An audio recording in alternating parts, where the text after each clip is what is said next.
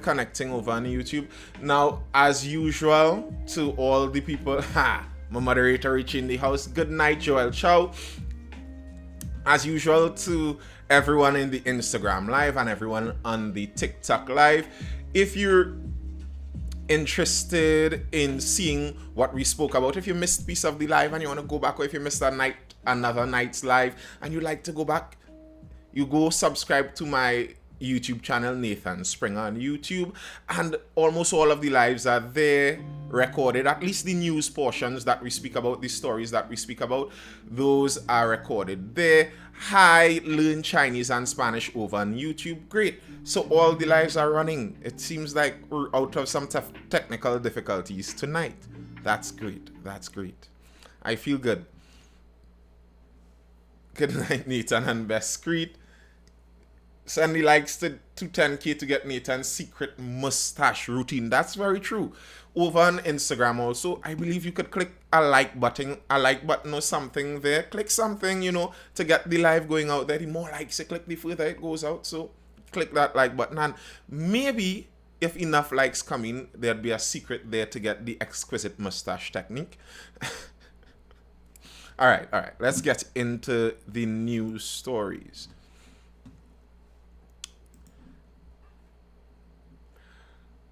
We're starting today talking about the closing of the beaches and the rivers. The rivers have reopened, but the beaches have reopened, but the rivers have not. And in the past few days, good night Chelsea, late Lee, good night JW5. Yeah, the beaches have reopened partially, but unfortunately, the rivers have not. And there are some people who are very upset about that. Some people who have great interest in getting those rivers reopened. They'd like to see those rivers reopened promptly. They say they have religious interest in it. And this is engaging. Well, it must engage the government's attention eventually, because we live in a multi-ethnic, multi-religious society. So what people believe and their religious beliefs must have some respect in how we deal with it in our society. I apologize for the lags over on YouTube. I hope by next week I'd be able to solve some of that. All right. Government gets deadline to reopen rivers. If the state does not move soon to amend its COVID-19 public health regulations to allow the reopening of rivers and streams for religious purposes, then it can find itself facing legal action.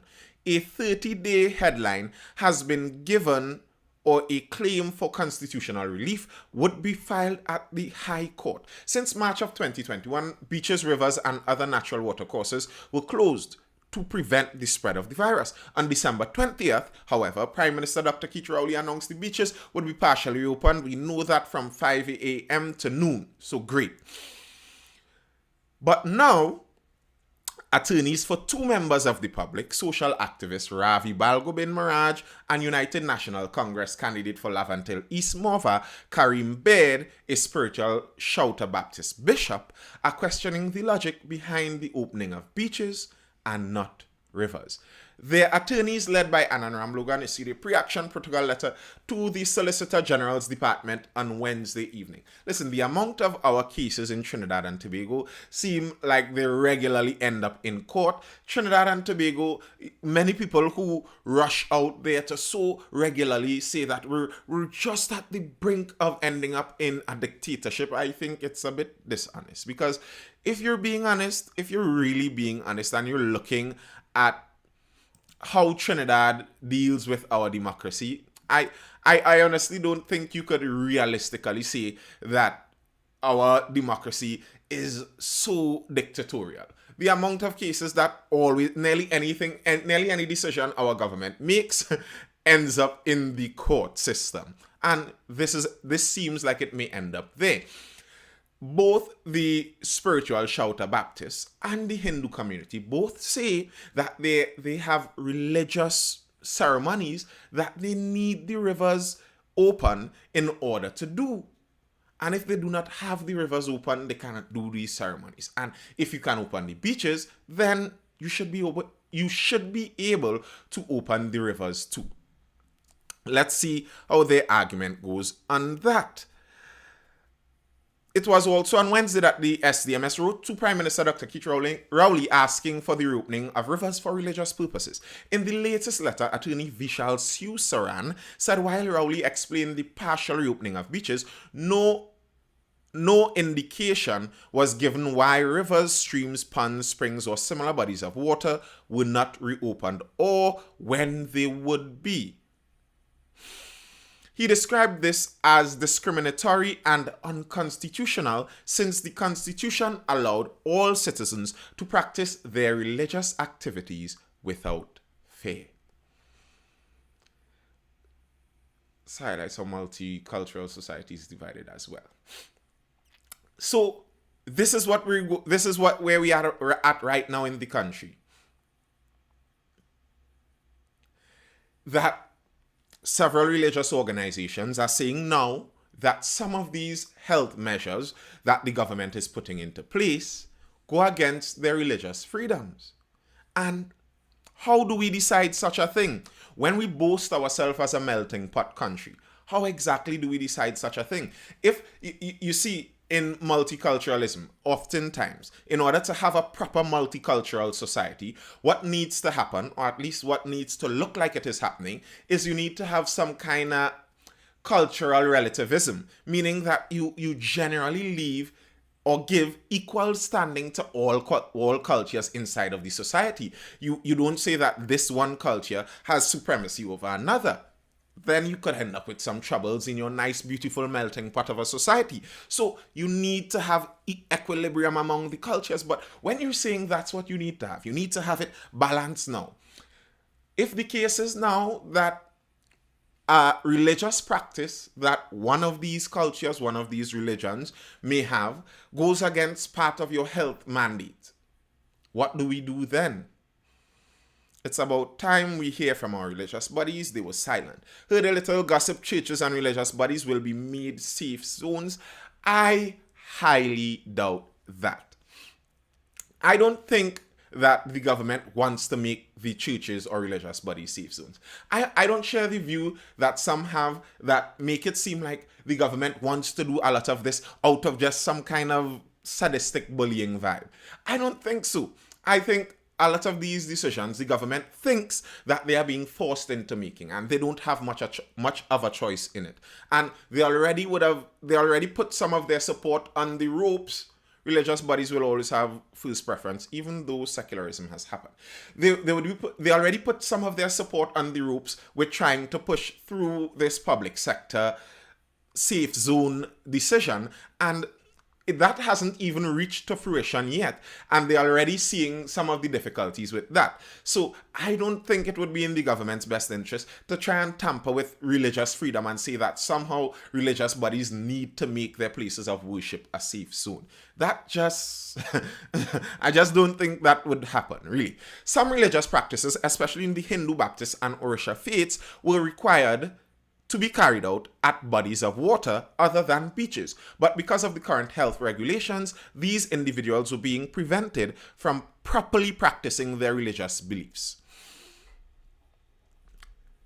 Rituals such as shaving ceremony post-cremation of deceased relatives is performed at riverbanks. Immersion of murtis at the end of worship is done in a ceremony at rivers and ponds, Usaran wrote. Now, you see, here's the thing where, to me, you have to understand what a religion is in some of these senses.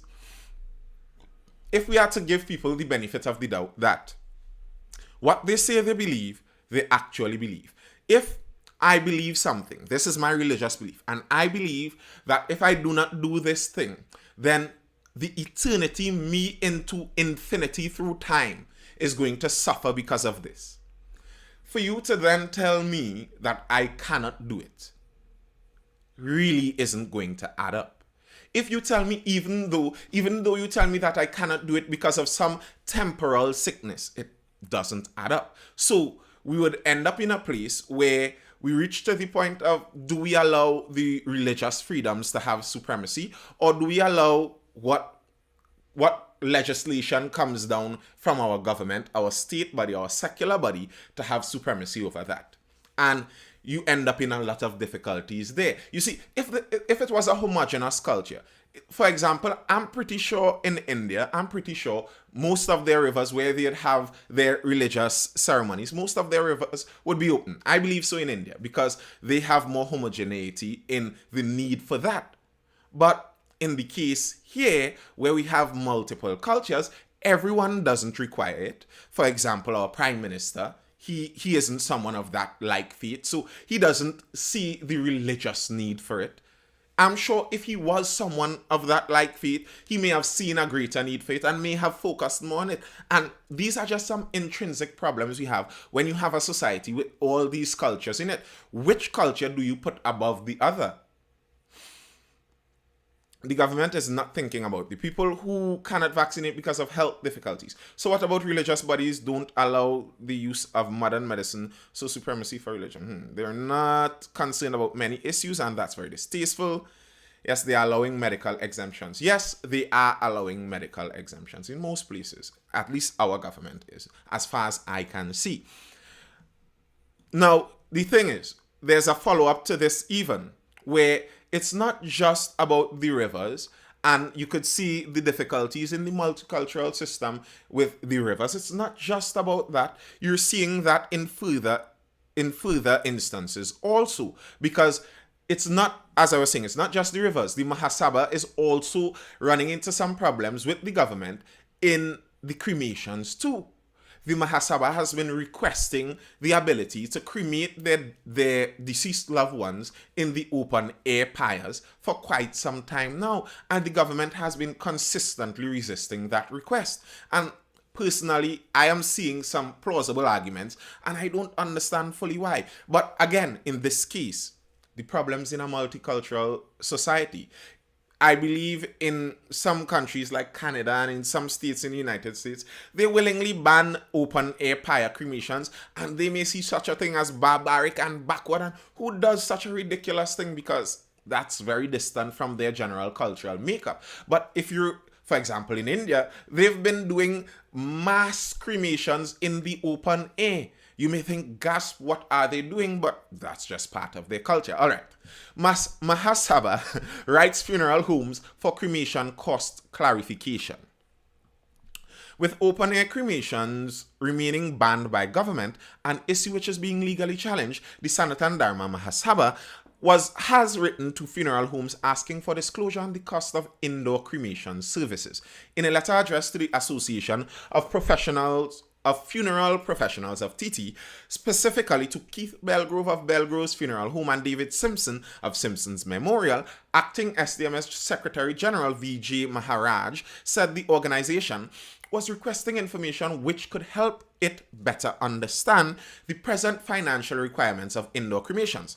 It has come to our attention that the cost of an indoor cremation can range from about $10,000 to $15,000. Recently, however, some estimates have put this cost at between $27,000 to $50,000 per corpse. That is a lot of money. And now, here's where I see and I understand the problem fully in this. If the case is you don't have the permission from the government to take your loved one and cremate them according to your religious rites, and your religious rites would have costed X amount, and you don't have that privilege. The government is saying, no, you must do it in this one way. And the one way you have to do it causes you to then be fleeced by private businessmen, where the businessmen have the privilege of charging you nearly any amount of money they wish for that service, because now you are trapped in their control. Something just doesn't seem very fair about that to me. Something really doesn't balance out as being a fair thing to me. And I don't think many people could probably argue that that is a fair thing. If you're cornering me into a market and saying I do not have the option of getting some other competitor to do this other thing for me, I must use this person, and then this person is inflating the price by 100%.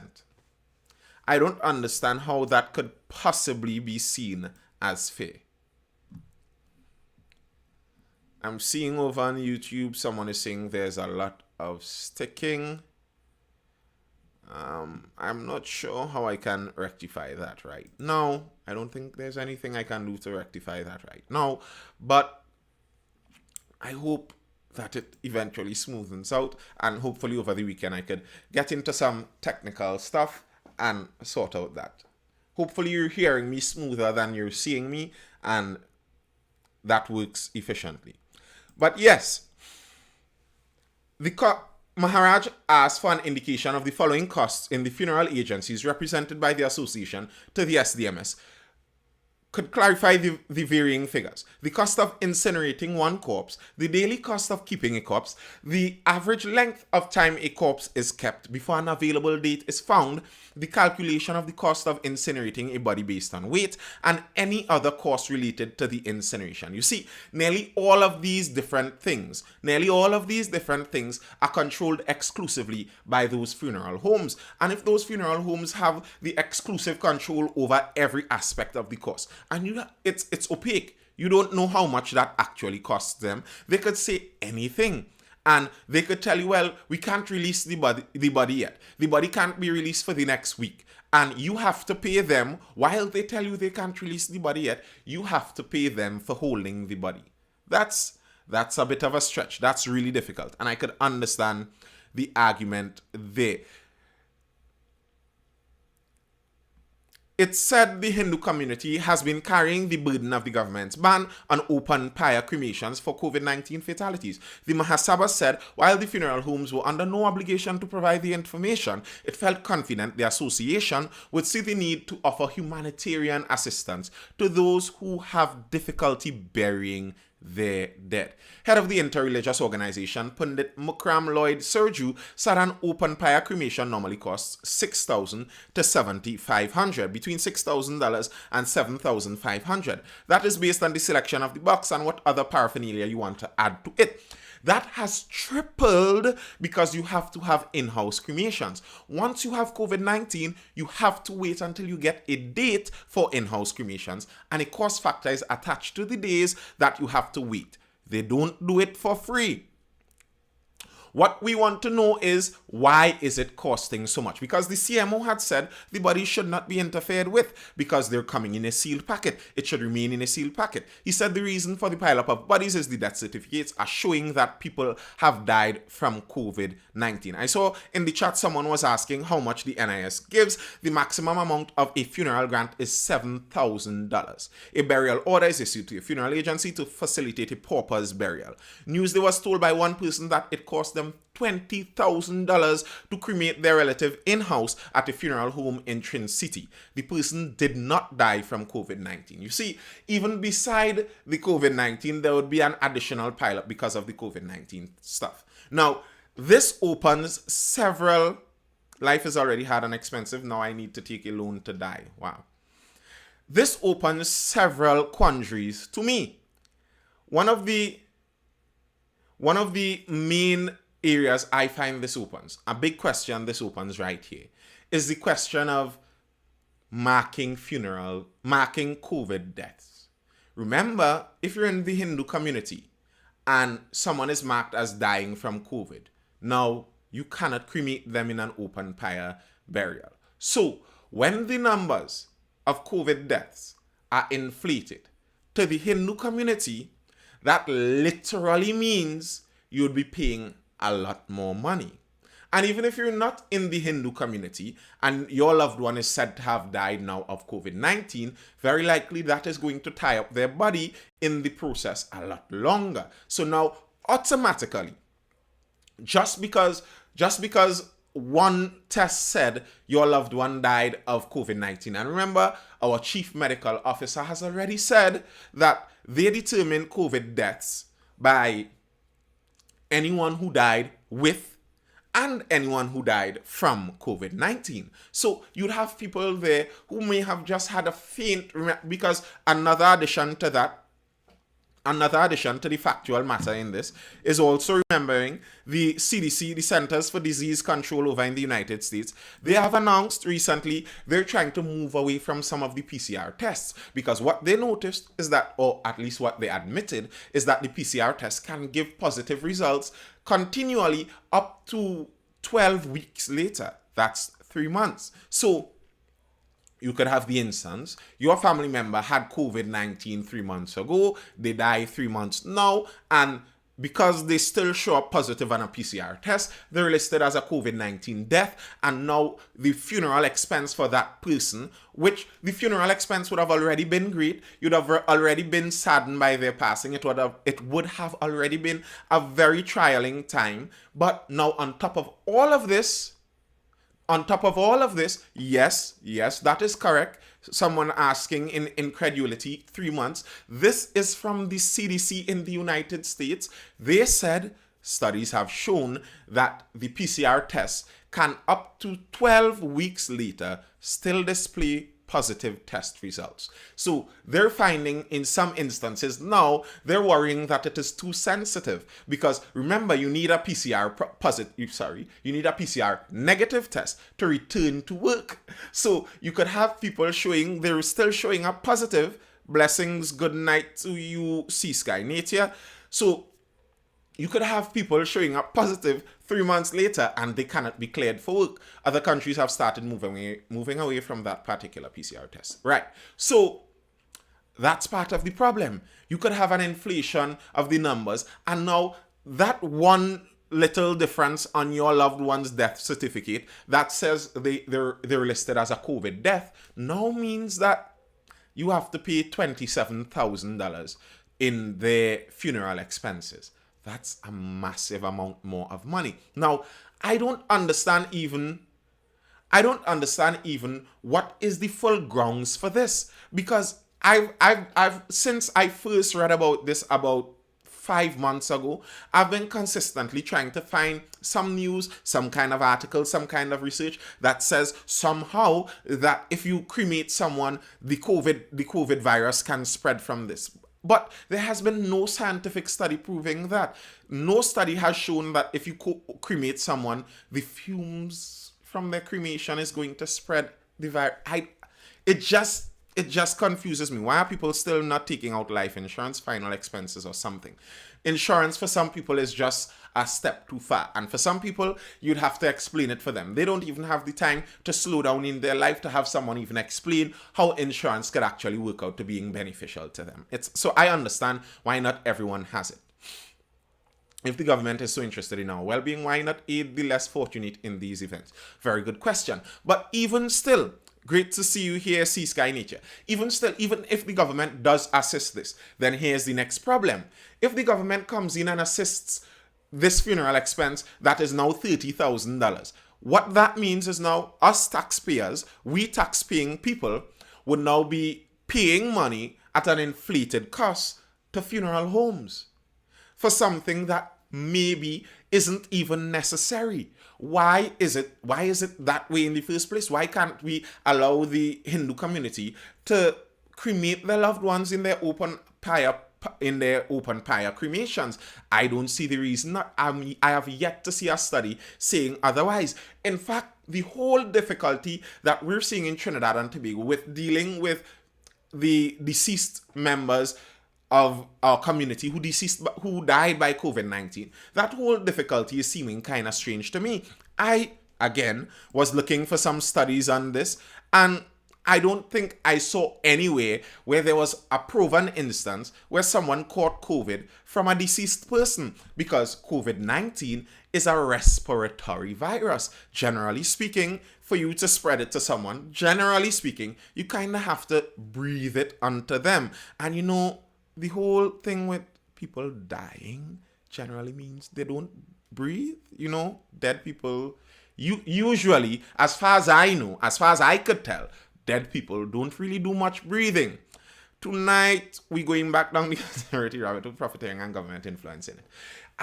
It's honestly, that's confusing to me. It makes me want to think that it may be profiteering and some kind of nefarious thing, but I don't have proof of that either, and I don't want to ascribe motive where I have no idea about it. But it is suspicious. It is strange.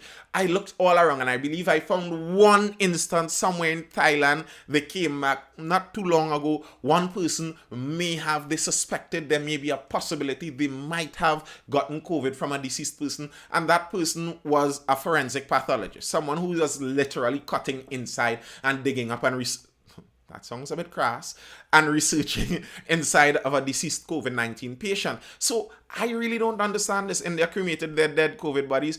Yes, I showed a video of this Indian cremation about 5 months ago. India had mass cremations. Listen, if you were worried about somehow the virus spreading on smoke, you would have been very scared watching the Indian cremations. They had massive areas with a lot of pyres piled up there side by side and cremated all together. Seems like we discover more truth the more we dig in. Yes. I'd love to learn what the costs for indoor cremation are. Indoor cremation exists in India. I'm sure it does. The cost for when you say the cost for Obasi's brother, no, I'm not. When you say the cost for indoor cremation, are you talking about in Trinidad or are you talking about in India? Because if it's in India, I have no idea. But in the article just now, they were saying that the cost for indoor cremation here is now ranging from $20,000 going upwards $30,000. That's a lot of money. And I think the government is they're really at a position now, at a point now where they should be trying to explain at least what is the reason for this. At least there should be a reason. Many people have been patient. This has been going on for around 2 years now.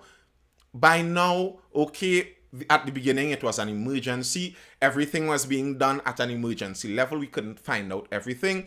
We were still accumulating information. The data was still coming in. Okay, fine. But at this point, shouldn't there be more answers to this? Body parts is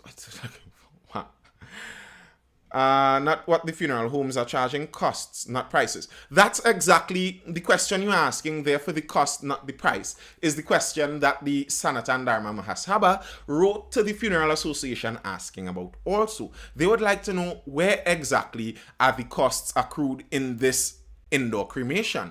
How much is it to keep the body? How much is it to actually cremate the body by mass? So they're trying to figure out that very same thing. I'm not sure if they would get a clear answer because it may not be in the funeral home's interest to give that clear answer. And personally, I am not sure if I'd even fully blame the funeral homes. They're acting as regular business people. If you're in an environment where you have an increased demand and now you have a limited supply of your good, then according to proper business sense, you increase the price. And usually what that can cause is an increase in the competition in the market. Now, there's where difficulty comes in because not everyone could just up and open a funeral home to increase the competition. So yes, there's difficulty there. But in terms of fully blaming the funeral homes, I'm not sure how much I would blame them. They're a private business. Part of the problem here is the fact that the government is forcing people into this monopolistic arrangement. The government is herding people into this.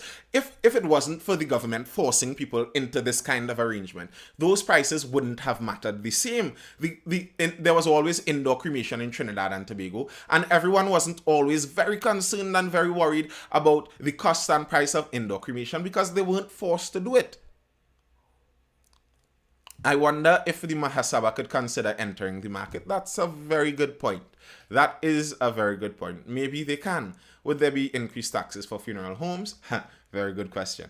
But the increased taxes for funeral homes would just give the government more money. But that isn't really going to help us particularly. Increasing the tax on the funeral home might just increase their prices even more. The government forcing people, you say, no, never. I wonder how long this will go on for. I do wonder also. One of the very difficult things, I think, in this pandemic is where do we hop off the train? Where does the train stop? That's one of the really difficult things. And when a lot of people have already become worried and invested in this the way they have, how do we hop off this train? That is a whole difficult thing right there by itself. All right, moving on to the next story. There's an interesting story coming out of Caribbean Airlines. Caribbean Airlines wants people to be vaccinated to fly on their planes. What do you think about that? It's best I don't die, yes? I can't afford to die. Yeah, the math's not mathsing in that. But what do you think about that? Caribbean Airlines wants everyone to be vaccinated in order to fly on their planes. Now, the people who are asking for this in Caribbean Airlines are the pilots and the staff. Have you considered venturing into the media? You'll make an exceptional journalist. I like to think in some way, in some manner, what I'm doing right now is a bit of journalism, and it is in the media to some extent. But who knows what the future holds? Yes, so fly with vaccine proof. Cal, pilots, stewards call on government. Caribbean Airlines passengers flying the domestic route between Trinidad and Tobago should be required to show proof of vaccination before they fly. This is the call of Caribbean Airlines pilots and stewards who are of the view that their safety is compromised, as at present anybody can fly back and forth between the islands without proof of vaccination or negative PCR tests. They said mask wearing on the airplane is simply not enough to provide protection. I agree with that statement. The mask on the airplane is not sufficient. It isn't sufficient to protect if there were to be a viral breakout on the plane. Those cloth masks aren't doing much.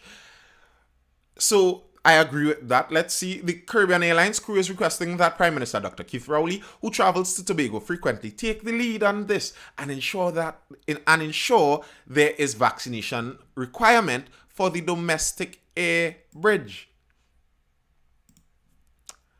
The Express spoke to some of the pilots who requested anonymity and who indicated that their views are the sentiment of the majority of Caribbean Airlines pilots and stewards who are vaccinated. The pilots pointed out that since Trinidad and Tobago's international borders were reopened in July, there's a policy whereby vaccination proof is required to travel and a negative PCR test to enter TNT. Unvaccinated travelers are mandated to quarantine upon arrival.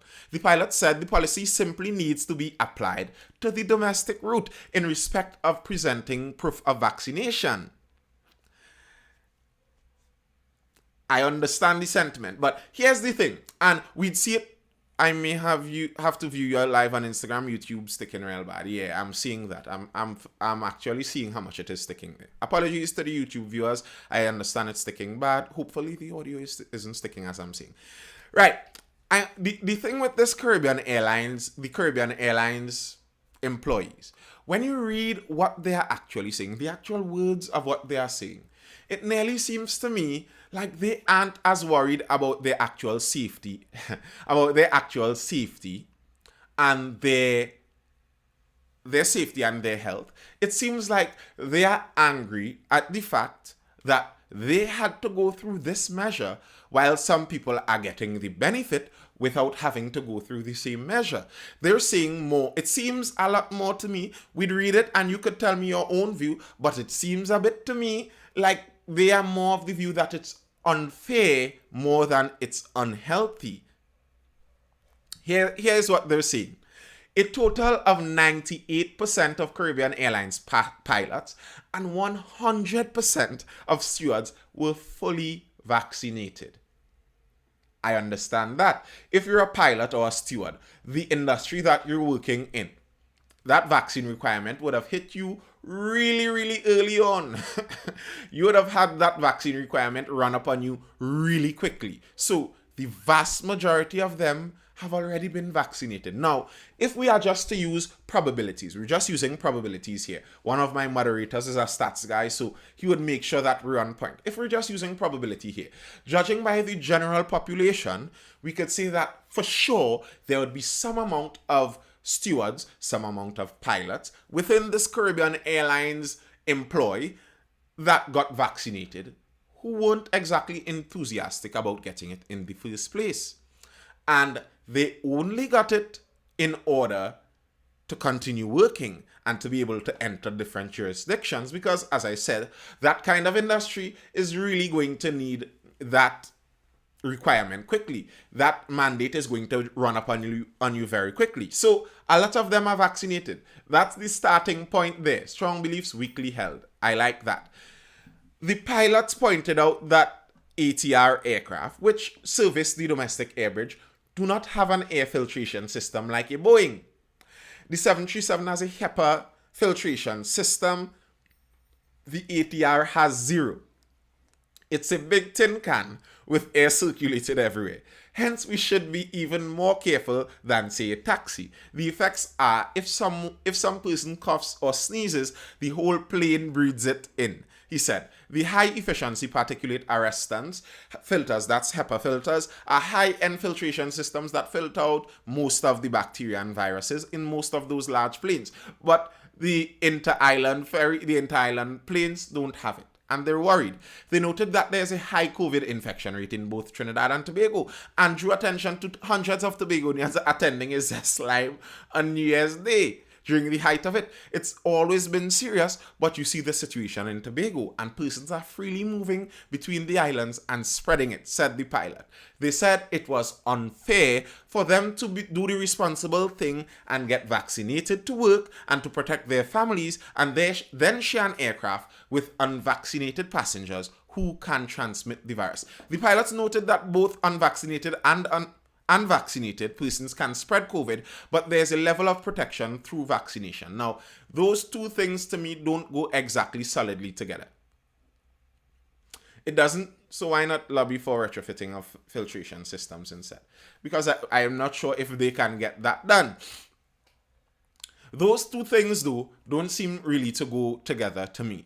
If they're worried about their safety and about someone coming on the plane and transmitting the virus, that YouTube really sticking bad. Yeah, it is. Unfortunately. If they're really worried about someone coming onto the plane and transmitting the virus, then that worry shouldn't really be about vaccination status. That worry should be about testing. Because if an unvaccinated person or a vaccinated person both give you, or either one gives you COVID, they don't give you automatically some less dangerous variant. They give you whichever variant they had. The worry about vaccination is more on themselves. The worry is more about themselves and the effect it would have on them. But in terms of spreading it, yes, being vaccinated does have a small effect on the spread, but not a very significant effect, especially when we're talking about the new strains like Omicron.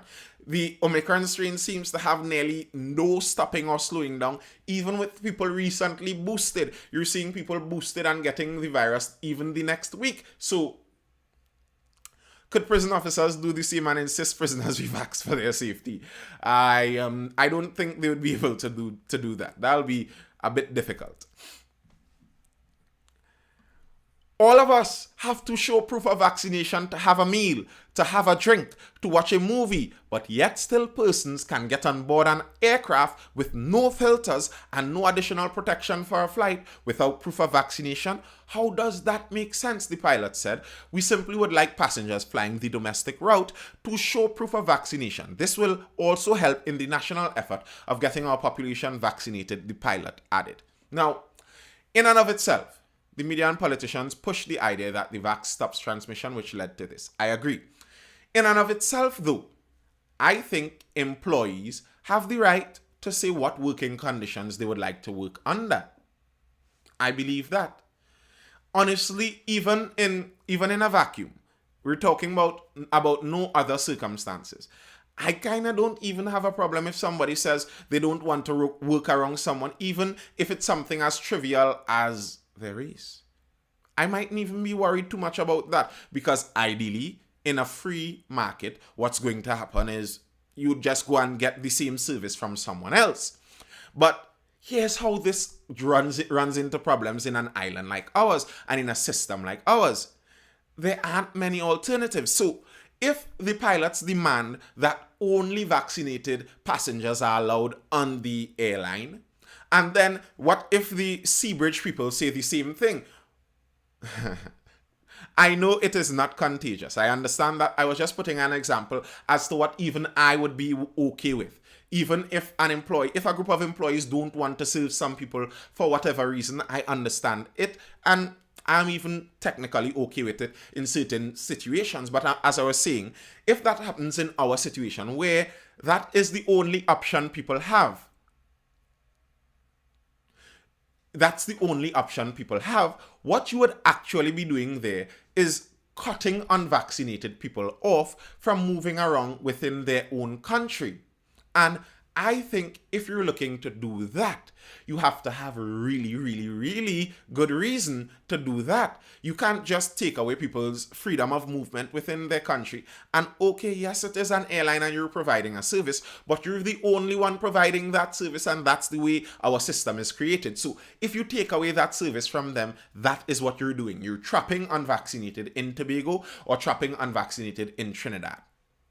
So if you're doing that, you really need to have very clear evidence that this person poses a dramatically higher risk than the other kind of person. I think that's what would be needed for if you're looking to do a serious measure. Serious measures require serious evidence. You can't just do that without the requisite evidence for that kind of thing. So I understand the pilot's statement, and in and of itself, I think, as I said, if the employees in a business, if the employees in a company say that we want a certain work environment, then who is anyone else to say otherwise? They should have the right to see how they want their work environment to be set up. But when you balance that with the fact that they're the only ones providing that airbridge service between islands that are part of the same nation, you'd be cutting off people of the freedom of movement within their nation. I'm not sure how well that would work.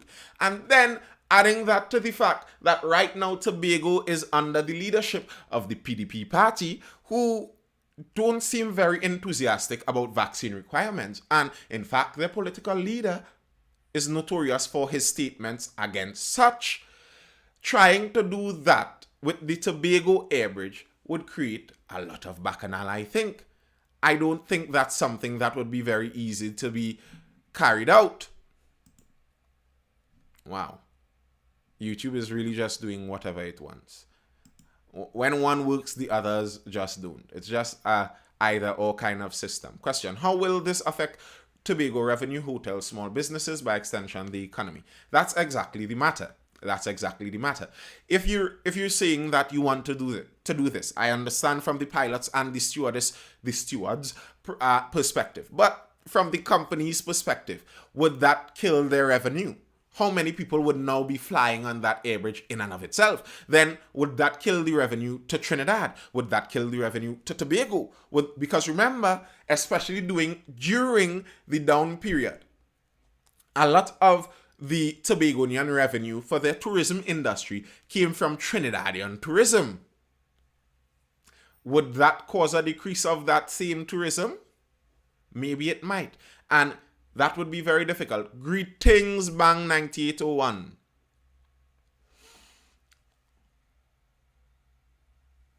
Actually, it would harm the company. I think it would harm the company too. I think taking away traveling privileges is less heated than taking away the privilege to work. It may be less heated in some extent, but you see, taking away the privileges to work thing. Taking away the privileges to work isn't exactly taking away the privileges to work. That's not exactly what the government is doing. That's why they're phrasing it as a safe zone. They're saying that what they require is that this particular spot be set up in a certain way, a safe zone. So you could go and work, you're free to work elsewhere, but in order to work here, they would like a stipulated thing. So you're not exactly taking away the privilege to work, but if you stop people from being able to travel in between Trinidad and Tobago, you're inhibiting a lot of business. Some people make a business, some people make money in that transit from Tobago to Trinidad. You would be broking some people, putting some people in some very difficult financial positions if they look to do that.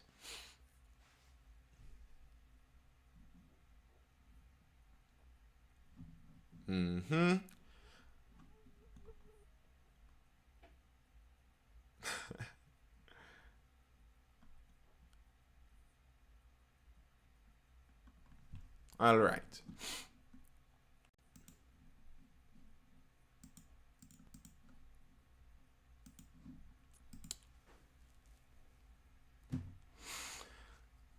That safe zone is still weird to me.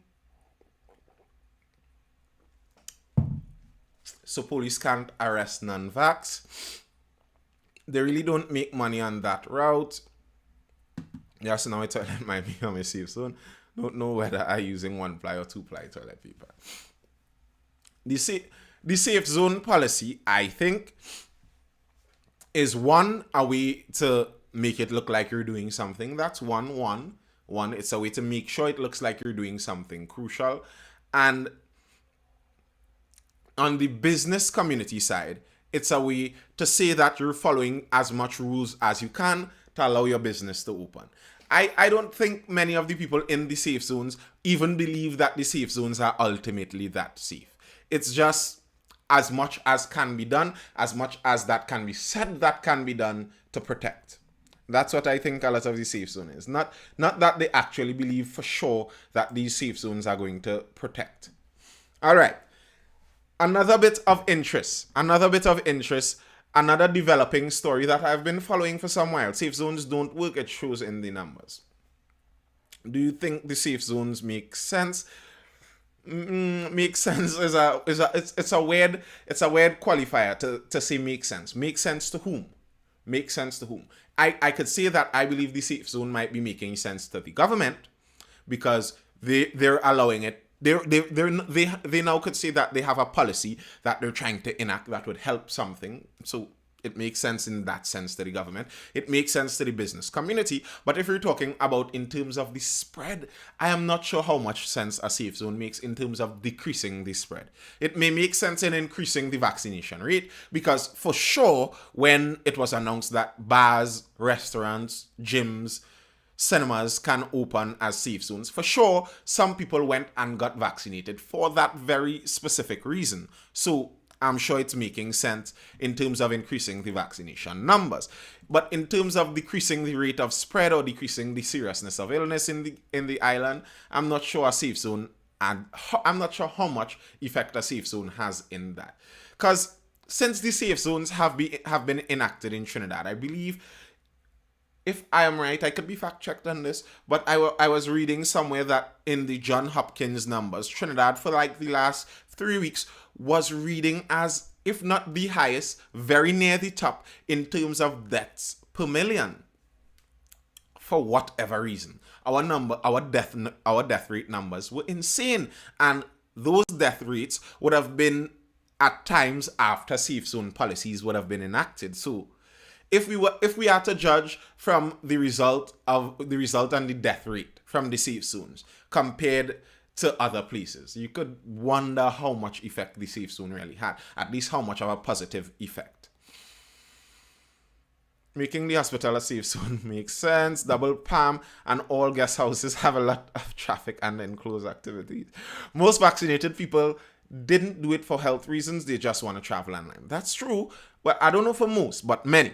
And they shouldn't actually take my freedom, then give me back with a condition. So are we really free? In nearly nowhere are we, in terms of having no limitations. Nearly nowhere is free. Nearly nowhere you go, you would have no limitations. And nearly everywhere would have some amount of limitations. All right.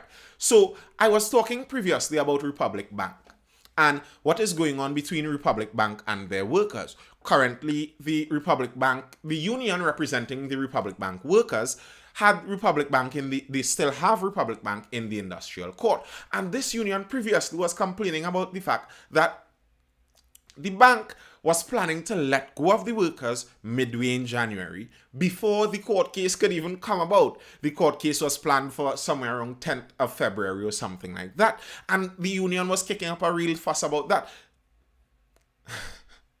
The bank was planning to let go of these unvaccinated workers. They created a vaccine mandate policy, a vaccine requirement policy. But I remember seeing even then that I am not even sure how, if this bank would let go these workers. And I believe a lot of these vaccine requirement and vaccine mandate policies are actually more in line with scaring people, to put it bluntly, scaring people into getting vaccinated in that quick moment and then pull off from doing it because, it may be a little difficult to actually enact this. And then you say, because if you look around the world, and you'd notice something unique. Many places have announced vaccine requirement policies, but not that many have actually enacted it or reached to the point of enacting it. So there's that. Because actually enacting many of these policies is where the difficulty actually comes about. So I think a lot of it has to do with a kind of scare tactic to get more people vaccinated. The problem, Nathan, to be honest with you, the parallel healthcare system overwhelmed. I'm aware of that. We spoke about that. The parallel healthcare system is clearly overwhelmed. Of course it is. There's no doubt about that. All right. Republic halts suspension for unvaxxed workers. That's the new news. The suspension that Republic Bank had planned for their unvaccinated workers has been suspended. Republic Bank has made another call to some 302 unvaccinated staff members to take the jab, as it also announced it will be suspending taking action against workers in breach of its return to work policy. In a circular to staff, the bank said, until further notice, though still maintaining our requirement for compliance with all our policy measures implemented to sustain a safe working environment, including of the 3 Ws, effective immediately, and until further notice, we are suspending taking any further disciplinary action against employees who may be in breach of the return to work policy. Interesting, eh? The bank said its vaccination levels among its employees stood at over 90%, with 3,093 people getting vaccinated. Whilst we salute the vast majority of our employees for stepping forward and doing what is right for themselves, family, community, and country, we are hereby once again reaching out to our minority residual hesitant members of staff, imploring you to reconsider your position, the bank added. Banking, Insurance and General Workers Union Big Woo representative for the bank employees, Jason Brown, said the circular is evidence of the bank's disregard of industrial relations, adding that since it took the decision to implement its policy on September 6 last year, it had not met with the union. The bank is bypassing the union. The bank is negotiating directly with their workers. What the bank is doing there basically is a form of negotiation. They put their cards on the table. Listen, we're going to fire you by mid-January, and they're playing a game of chicken there. All because CWU already set a precedent with its policy. They're playing a game of chicken there. The bank says we're going to punish you and suspend you by mid-January if you don't get vaccinated. And some workers scamper off and get vaccinated. Some workers hold their ground and they're going head on, and the bank pulls out at last minute and says, you know what, we changed our mind for the moment. We wouldn't punish you quite yet. But here's the thing. If they change their mind and say they don't currently have that policy, at some point in time in the future, they may be able to do that same threat again. Listen, we're going to suspend all unvaccinated workers. And maybe if they do it again, you'd have that little increase there. I've heard of some stories like that in the story I remember hearing about that was in a contracting instance where a company wanted a certain building. They wanted a certain building outfitted with something, and they put out the tender for it. One company came up and they got the best. They got the best price, and when they got that price, and the people who were building their building made the announcement, okay, the best price was 2 million. But you know what? There was an error in that tender. So here's what. Everyone tender again for the contract. You know what that's going to do? Because now all the other contractors now know that the best price you have to beat is that 2 million price. You have to come in under that. So they tender it again, the price drops again. And you know what they do again? They repeat. So every time they do that, the price keeps dropping a little more and a little more and a little more and a little more. And That could be part of the strategy in getting more people vaccinated. That's part of what I was saying, even in the government strategy, because it's kind of strange. If you look at what the government has done, it's kind of strange on a governmental side. They announced this from the Prime Minister. They announced the policy. And then after they announced the policy, then they went into consultation for this policy. That's upside down. And then they bypassed the consultation for this policy, and then the Attorney General is now saying that he's doing research and writing the policy. You would think that in proper order, you do some consultation, the Attorney General would have a rough draft for the policy first, and then the Prime Minister would come out and announce the possibility of this policy being enacted. But it seems like the entire thing went vice versa and upside down. And in that case, it makes me wonder if the actual policy comes from the announcement. That's where the actual intent is. In the announcement, getting more people worried, so you go out there and you get vaccinated faster. And maybe that might actually be the technique. And looking at what Republic Bank did there, you could wonder. You could wonder. According to Big Woo representative, the bank continues to do what it wants to do, Brown told Newsday. But we are happy that psychological pressure is now lifted for the time being. Brown said Big Woo believes it was the intention of the bank to frighten staff members into getting vaccinated. He added that all 302 unvaccinated staff members have received written warnings and were in line for suspension. So the bank went really close to the line there. They already sent out the written warnings. They already sent out the written warnings. You're going to be suspended. That you have your warning. they sent out the countdown. You have a countdown now. I promise you, listen, you're going to be suspended. Listen, look, the warning letter here. At this date, you're going to be suspended. Listen, I promise you the suspension is coming. And then, whoops, not yes. You're just kind of joking, you know. We'll see further on. From as early as October last year, the bank set out a plan to give letters when it will give out the first, second advice, then first and second warnings, and it has gotten to the phase where it would seek to suspend staff. So this bank had a technique. Moderator, you're very disrespectful. Sorry, sir. That's like parents promising licks and never beating you. The thing is, oftentimes, and I'm sure many parents would know this, oftentimes the promise of licks is kind of all that is needed, you know. You don't need more than the promise of licks. Especially if you know that the licks can come. If you know that this parent would give this licks and they tell you, listen. And the thing is, they have to give it in a serious enough manner that it's believable. Listen, this is the last time I'm warning you. And the bank did a technique. I'm familiar with teaching, and I've seen some preschool teachers especially.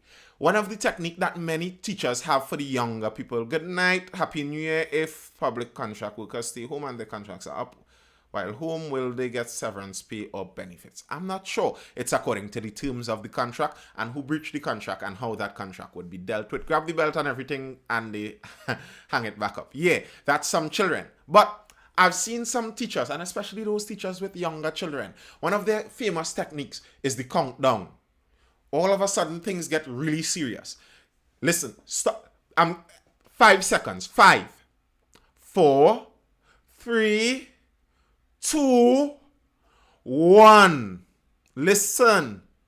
And the countdown is kind of the seriousness.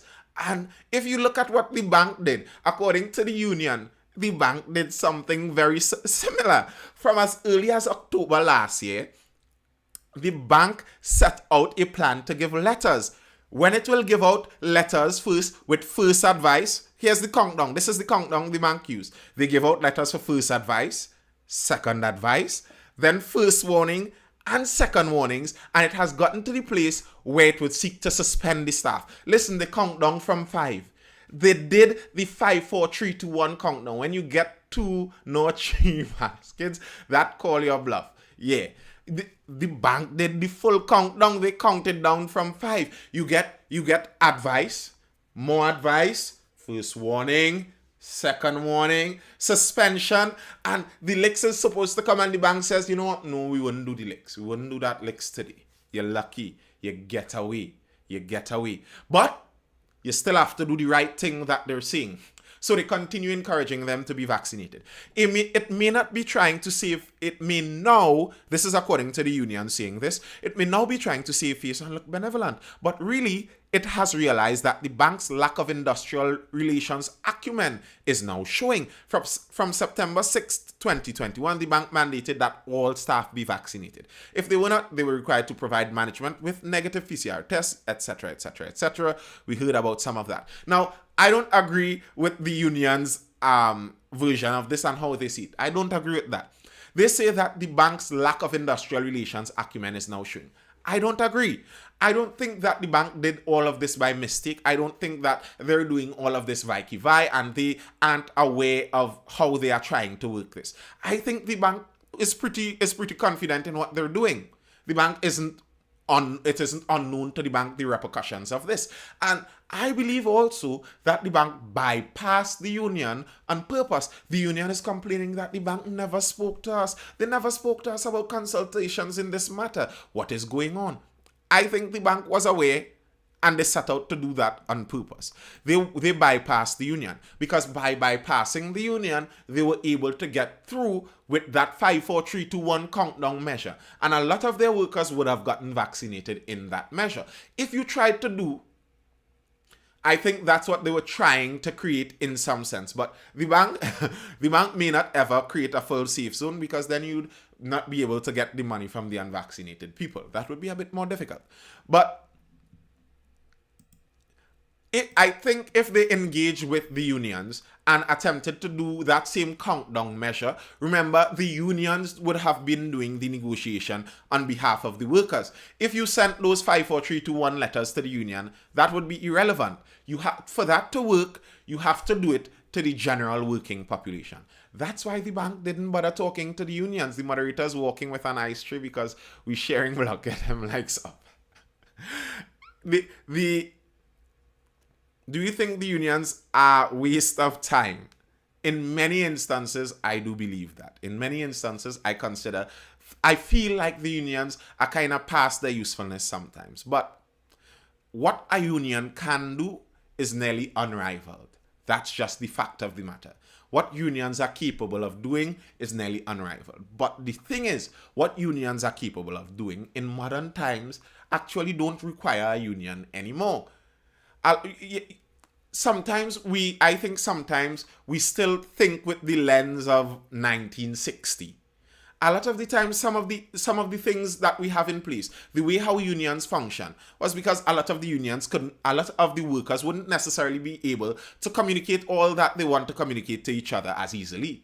But now you could have a union group, you could have a union WhatsApp group that is not a union WhatsApp group, a workers WhatsApp group that is nearly just as effective as any union. Listen, fellas, tonight we're not going out to work. Boop, sent in a WhatsApp group, and that's as good as any union. So unions, I think some of what unions do is a bit outdated, and many times unions kind of pull back at the efficiency of companies. Many unionized companies become less efficient because unions seek the interest of the worker, and because they're seeking only the interest of the worker, sometimes they're so worried about giving the worker more, they aren't concerned about the worker putting out more. So you end up giving more to the worker with receiving less and decreasing the efficiency of a company. So I am not a massive fan of all unions, but I understand the usefulness of it. Unions give power to people who otherwise would not have been able to have that kind of power. All right, one of the more interesting stories for the night. I read this story and I smiled to myself because I was sure it would be of interest to many people. I saw some people sharing it and some people were already very upset about this. And to be honest, I was wondering at one point in time, the union's purpose is not only communication, the average person will not stand up for themselves. In the earlies, I was in fact upset about this. I was wondering if we as a country could sue this one person. From that little snippet, I hope you could figure out what I'm talking about. I was wondering, I asked the question, if we as a country could somehow get around to suing this person for what this person did to our country. And what exactly did this person do? Well, country's first Omicron patient, I don't see I did any crime. Yes, the Omicron case. The first Omicron case, the lady is saying now, she doesn't see that she did any crime. She doesn't see it. Listen. When I first read the headline, from the headline only, I'm not gonna lie, I read the headline and I stoops. I like, this lady looking for some people to get vexed. This lady looking for people to get irate. Like, what you mean? What you mean you don't see what you did as a crime? You brought in this new variant into the country. Okay. But then I read the story. And listen. Let's be fair to the lady. Listen to the story. And there is more to the story. There is actually more to the story. There is some information in the story that was previously reported not totally accurate and gives a better perspective on the entire thing. If what she says is true, then she's right. I guess someone here read the story already. The first Omicron case in Trinidad and Tobago was detected last December. The female patient who flew from New York to Panama, then Trinidad and Tobago, was said to be COVID-19 positive and breached this country's travel protocols. The woman's identity was not revealed until now. Someone again in the chat says she is right, so she has some support over in the TikTok chat already. John said she is speaking out and considering legal action as she remains in hospital, although according to her, she is showing no symptoms. Now, when we get down to the end, this little bit, I think is very concerning. If you are holding the lady in hospital as some sort of punishment without giving her due process, that is illegal. If you're using this hospital detainment to somehow be a form of punishment until you could somehow satisfy some way to do it legally, that isn't right. That is actually very scary. That's going down the line of what Australia is doing. We'll get to that at the end. All right. Eager to share her side of the story, John spoke to Guardian Media via phone while at the Cora Hospital. She said she is not the reckless person officials have made her out to be. But do you think unions could create more job loss when workers demand higher wages and demanding boycott this one and that? To answer that question that someone asked over on Instagram again, yes, I do think that unions can create job loss. And unions have already created job loss. Have any one of you forgotten Mittal? Has anyone forgotten Mittal? Mittal. The union took Mittal to court, man. And they won. And they came out on the stairs of the industrial court and thumped their chest. We won. We beat this giant corporation called Mittal. We won. And then Mr. Mittal made a call from his English office and said, wrap it up down in TNT dinner. Yeah, wrap it up. End it. And all those workers, after following the union to the industrial court and getting victory, lost their jobs. So yes, unions do have that risk. Unions do have that risk, and it has happened before. So that is true over on Instagram. All right. Getting back to Miss Janelle Jan, I do not know if she's Mrs. She said she's not the reckless person officials have made her out to be. This is her speaking here. I left New York on the 9th of December. When I went to Manhattan, they told me that I needed a PCR test to leave, but I thought that I needed any negative test to leave. John explained she did a PCR test, but when she learned the results would not be sent quickly, she went to another place and did another PCR test, hoping the results would come in time for her flight. When she again learned this would not happen, she did an antigen test, which showed her tested negative for COVID-19. In all, I did 3 tests on that day. John said she is fully vaccinated with the AstraZeneca vaccine she took in Trinidad and Tobago before she left for New York. Okay, so Sistrin already said she went through 3 tests. While she was in New York, she wanted to leave to come to Trinidad. I guess for a while she wasn't aware, so she was in the last minute.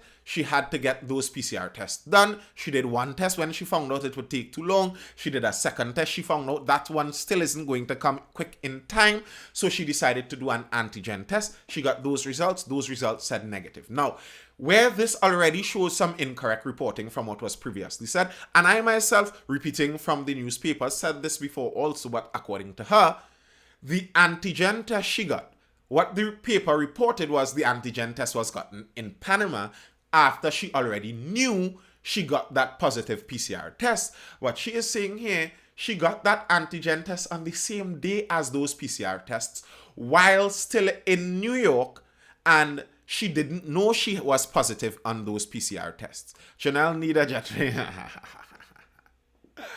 Yes.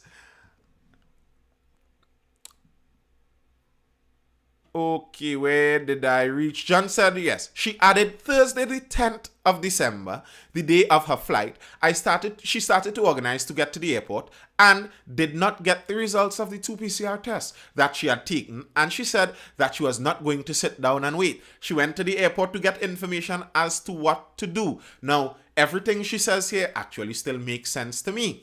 If you're not showing symptoms, as far as she's saying, she doesn't know, you have a negative antigen test, you're waiting on your PCR results, your flight is closing in, so since she didn't know, why did she travel? She got a negative antigen test. As far as she knows, she's negative for COVID. This is according to what she's saying. So now she went to the airport. And to me, this is logical still. You're going to the airport, you have a flight. You have a flight, you're going just to make sure. And many people do that very same thing. You go just to make sure, let's see what could happen. She explained that when she arrived at the airport, she checked in with Copa Airlines, which was en route to Panama, then Trinidad. I lined up in the airport for my flight. They asked me for a PCR test, and I indicated to them that I don't have a PCR test, but wanted to find out what to do. While in the line, I was told by another passenger about my travel documents. I was unaware of this, and other passengers told me that I had to go online to fill out my information to be able to come to Trinidad and Tobago. There were things on the travel document sites I was unable to understand, and even the staff at the airline could not assist. Now, I don't think necessarily that she's lying about this. Because many of those things many times really are confusing. We spoke before about something as simple as signing up for UE every new semester. And some of those things could be pretty complex. And the lady says she didn't understand everything on the site. She went to the counter and asked someone of the staff there. And even them, the attendant, couldn't really clear up that any better for her. When I reached up to the counter, I showed them my phone with a screenshot of the rapid negative test. She, the attendant, said she could not use the test results like that, so she asked for the email. I opened the email and I told her this was the only test I got back from the testing labs. The email showed the negative rapid test and the PCR test processing, and Copa Airlines allowed me. So if Copa is an airline, it has an handling agent, damn, and that working to enter the country. No wonder he's preferred. Carcass. I don't believe her. My 61-year-old friend filled out his travel documents by himself. She and tricks. If you're saying so, the need for evidence is on the accusation. If they're accusing her of something, they need to prove that somehow. If this lady says she went to the airport, this is from her view. She went to the airport. She doesn't know everything in this process. She has her antigen test. She does say that someone tells her you need a PCR test, but she's trying either way. She walks up to the counter. They tell her it can't work in this picture form. She shows them the email, and they tell her, go ahead. What is the lady to do? If the airline that you go to tells you go ahead, you hop on the airline. All airlines have an handling agent for the USA when they are not a USA carrier. I understand from her perspective if that is true.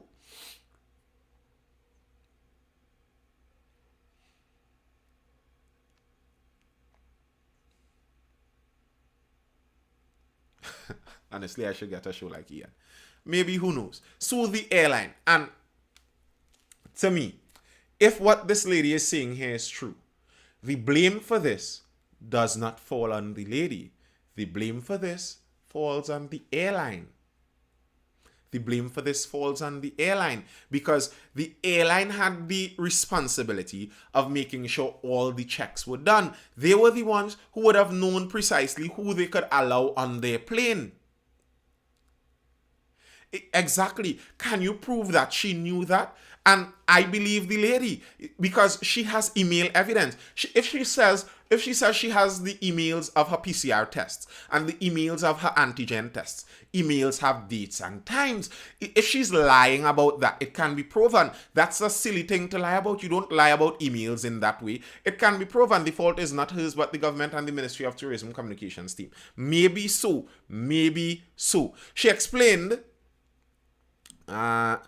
John added, I don't see that I did any crime. They saw my TT travel pass documents and the negative rapid test. They allowed me to pass. And I said by the time on my way to Trinidad and Tobago, I would get my PCR test. So at least this bit also explains, if I have a party and say admissions is oranges only, why you think you can get in with bananas. Okay, let me use that example. Empress Rooney says, if I have a party and I say admissions is oranges only, why you think you can get in with bananas? All right. Hear that example. Now, if you have a party, you say oranges only, but at your door, you have bouncers responsible for collecting these oranges and letting people come in. Now, everyone may not necessarily know that you are unique. You are that unique that you want those oranges only. By the time they got the information, your site may have had orange fruits and they have a banana and they have a banana that somehow has an orange tinge and they tell you, well, I thought you meant orange fruits and my banana has a kind of orange hue to it, so I'm coming still. The responsibility now is on your bouncer at the gate to refuse that banana. But if I walk up with this banana that has an orange hue and I say, hey bouncer, can I get in with this banana? Can I get in, please? And the bouncer says, sure, come in. Give me the banana and come in. Then if you see me inside your event, how you can just come up with a baton and start to beat me and say, look, you old criminal, you sneak into my party. No, I didn't sneak into your party. I came in through the proper gate, the proper door of entry, and the person you had at the door of entry who was supposed to be making sure that I cannot come in incorrectly, that person fouled up. How is that on me? If Ronnie ever have a party, I want to go cheapest party ever. The TT Travel Pass system is flawed. It's an automated system with no back-end checks. That is what I did here. I heard someone saying that our automated system is actually pretty flawed.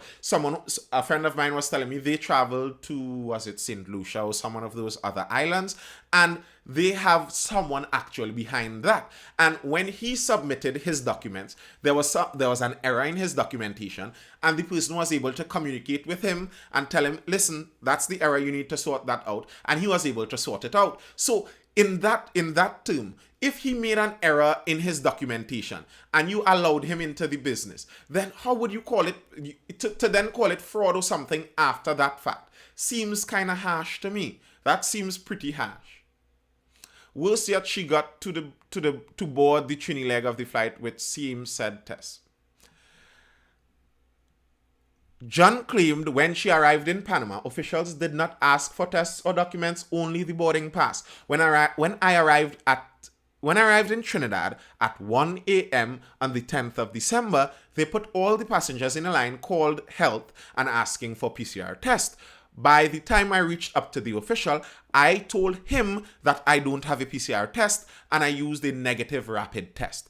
They told me that I needed to show a PCR test. They pulled me out of the line and placed me in the next room where I went into my email and I did get my PCR test results and it showed the PCR positive. It was I who told the official why the PCR was showing positive. I made them aware. John said she was confused about the negative antigen test and the positive PCR test. Now, it could be said, because it should be widely known by now that the antigen tests give you false negatives sometimes. But Now we also know, as I said at the beginning of this live, now we also know that the PCR test could give you positives up to 12 weeks later. So the PCR tests in terms of accuracy could also be questioned. And the lady is saying that she was confused about that. As far as she knew, she was negative.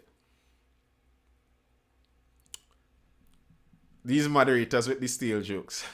They couldn't deny her she was en route. Panama had different entry protocols and a test accepted. The only thing still is... So a little bit again, if she didn't say anything, it might have slipped past everyone. It may have, yet still she shows no symptoms. No, according to her, she wasn't showing symptoms. But I don't think she would have escaped either way. From the time she came in with only the antigen test, customs would have kept her there and given her a test. Because according to her, if we go on in this story, they did give her a test in the airport.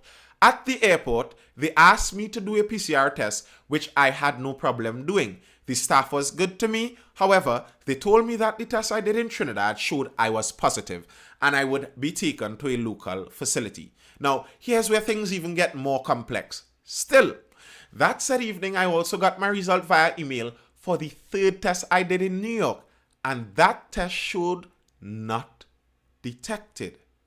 From New York, I had a rapid test showing negative. At Piaco, I had a PCR test showing positive, and I have 2 PCR tests from New York with negative and positive results. They told me that the results at Piaco supersede the older results, the other results I took in New York. Of course they do. That's understandable. But again, the lady has 2 negatives and a positive in the test she did for herself.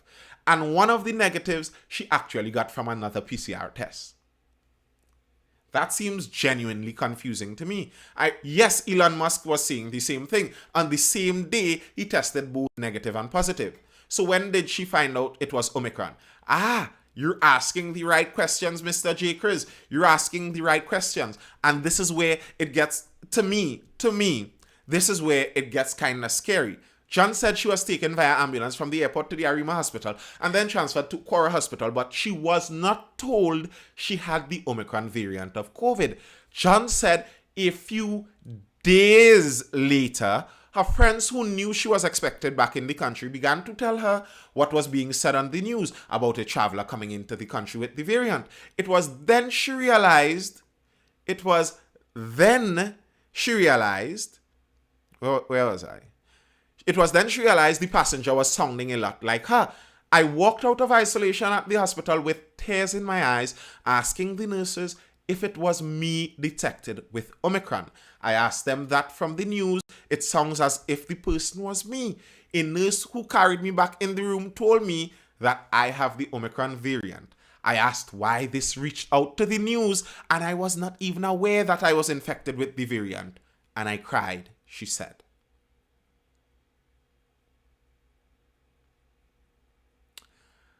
How is that? What do you think about that? Really, what do you think about that? According to what the lady is saying, if we were to take what she's saying as truth, the entire country knew. I would have made my contemplation on this lady. I am out here asking, can we sue this lady for coming in with the Omicron variant? And Sistrin don't even know that it was her. How is that? How is that? She was being treated as a criminal, and she wasn't being treated as if her health was the thing they were treating her for. If it was her health, generally speaking, when you're talking about health decisions, the person who is suffering from this condition, the person in the position, is the person you inform first. Empress Rooney says, I still think she was reckless. Maybe she was. But I'm thinking even on her side, if she's someone who is not engrossed in the news, this is where the Data Protection Act comes in. If she's someone who is not engrossed in the news, And she isn't familiar with all the updates about what coronavirus can do and how easy it is now to get the virus while you're vaccinated, etc., etc., etc. And she knows she's vaccinated with a reasonably established vaccine. She has that AstraZeneca shot. Everyone is saying AstraZeneca is really fighting good with these viruses. And she's functioning on that level. She wouldn't be moving with that extra layer of care. She may not be moving, so maybe she might be reckless, but can you really blame her? She's fully vaccinated. Say no more, sir, because the government faithful will have to think.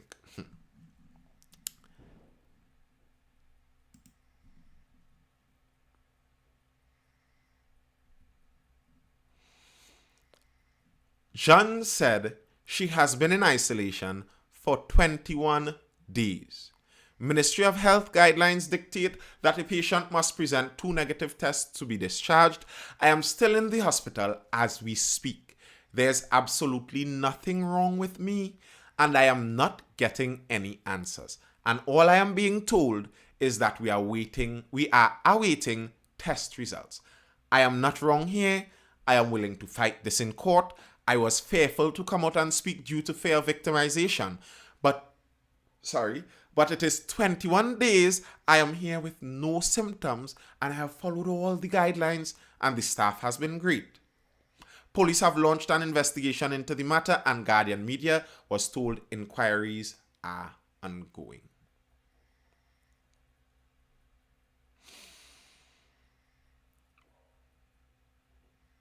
Maybe a scapegoat for the government to push the Omicron agenda. Say no more, sir. Yeah, they're trying to make up something to do with her, so she will fight in court and win. Imagine you rush back home for Sorrel and Ham and get hospital detention instead. That is very tough. I do believe the Prime Minister had to be blamed for everything happening. Yes, that is true. That is true. I agree. The Prime Minister and the government are in a difficult position and they're being blamed for nearly everything when they aren't to be blamed for nearly everything. There are many other factors in this. But here's why I don't fully have pity on them and why some of it is well deserved. Because many of those officials have spoken like they are the ones with the solution. If you speak like I can solve this entire thing. For example, Dr. Rowley himself, previously while he was in opposition, he mentioned that anytime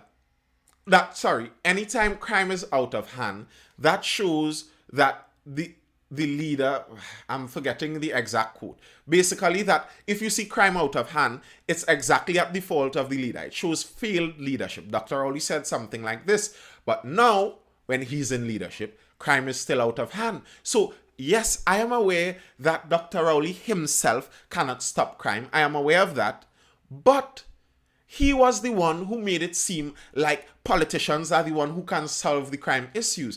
And if the politicians make it seem like they are the ones who have the solution to this COVID virus and this COVID pandemic, they make it seem like it's through their policy, through proper governmental policy, we would get these solutions. Then, when we don't have the solutions, can you really blame people for then saying that, well, the reason it isn't solved has to be the government? If the government is saying that we have the solution, then if it isn't being solved, you are to blame. How do we know that the variant's really here and not just the original virus? There's no way we ourselves can know for sure. You have to trust that those who do the tests are being honest about it. That's just the truth. You have to trust that. And I'm not sure why they would lie about it. There could be a million different reasons, but I'm not sure. No test needed because it don't matter. Tests are shady. All right.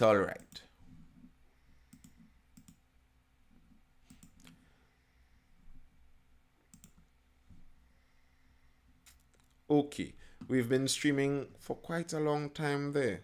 Look at dropped frames. Wow. So